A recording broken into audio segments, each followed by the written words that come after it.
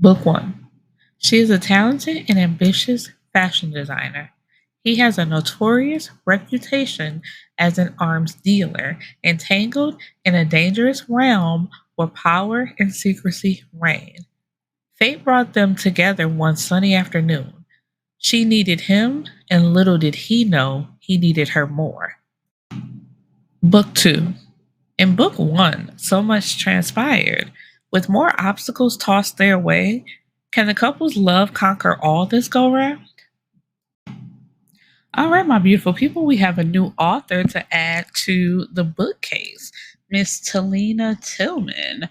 This is my first time reading any of her work, and these two parts are very short, but I did enjoy them.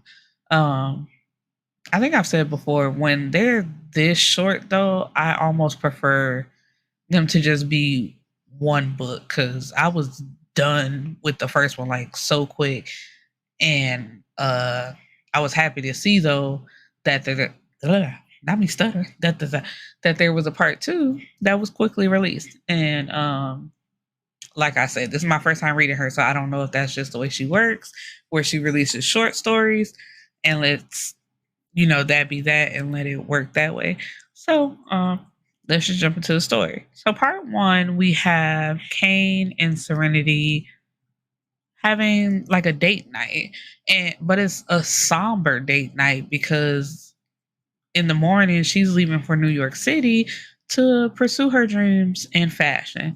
And like he doesn't want her to go. He really wants her to stay there with him, and she wants him, basically to move with her and like start over in New York City where they can be together. So that's just the thing. Neither one wants to leave the other, but Kane is basically the man of his city, and he's working in a family business, which is dealing with guns. So they both know he can't go nowhere. What am I trying to say? Because it's like, it's not his first choice of business, but it's the family business, and that's what he's going to do. And she doesn't like what he does, but I'm like, Serenity, when you met him, you knew this though, and you continue to stay. So the getting upset and being mad about his job, but it's like you knew that. So this attitude or this tantrum that you throwing, kill it. And okay, I do want to pull over real quick because I just have a little critique that kind of got on my nerves. And it's because there was no room for tension. Like anything that could be a problem is like quickly squashed and they make up and it's done and over with. Like nothing lingers for a while to give it a little bit of, you know what I'm saying? Like just give it that little, like, oh, this could, what's going to happen? What they going to do is just quickly like, okay, let's forget about what I said at the end of the story, but let's get there. So anyway, they make the best of the rest of their night, and he drops her off in the morning. And, of course, with them being in two different places, they start to fall off from each other. And he's still handling business, and the relationship ends basically. But pretty soon, he has some business in New York City where he runs into her. So it's just like, damn, running into her, all those old feelings coming back. And it's just like, I'm finna spend a night with you, get that old thing back. Now, what Kane doesn't know is that he has a son. But he doesn't know that because as soon as Serenity got there, she found out she was pregnant, but she didn't tell him. So, while they're enjoying the weekend in like a hotel, come to find out, he finds out about his son and he's upset about it. But it's like, as soon as which he had every right to be upset. I'm so sorry. I was on his side because it's just like, why won't you tell me about my son? Like, I missed all these monumental moments with you and with him because you didn't let me know about him. And like I said, in the way that where this would be like a real problem, almost to I don't see how we would be able to be together. It's quickly squashed with a "I love you" and that just is what. And I'm like, huh? No, like she cries a little bit, says, "Let me make it up to you. I'm sorry, but I did tell him about you." But it's just like, so why would you tell the son about him? Like you do have a dad. Your dad is just away taking care of business, like working or whatever, but he loves you and he's thinking about you. Um, but then you don't tell this man that he has a son. And her reasoning for that is, I didn't want you to know about him because I didn't want you to raise him up basically to be a thug like you, to know that part of the business and be involved. And he's like, but you didn't even give me that opportunity. Okay, first of all, we know that this ain't what he really wanted to do, but it's family business, so that's what he gonna do.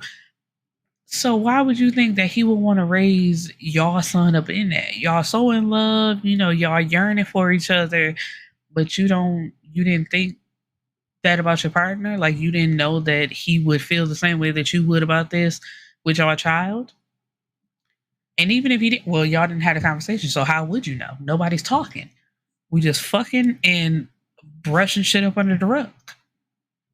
But anyway, the first part ends with Kane going to his, I forgot to mention, he has a brother, going to his brother's room, telling him, we got some stuff to do.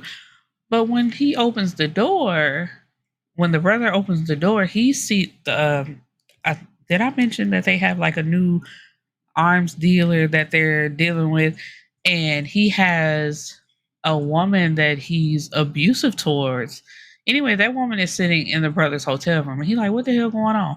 And the young lady is pregnant, but the arms dealer can't have any more children. So the baby in her belly is obviously the brothers, who, come to find out, they've been messing around with each other on the low for the past 2 years.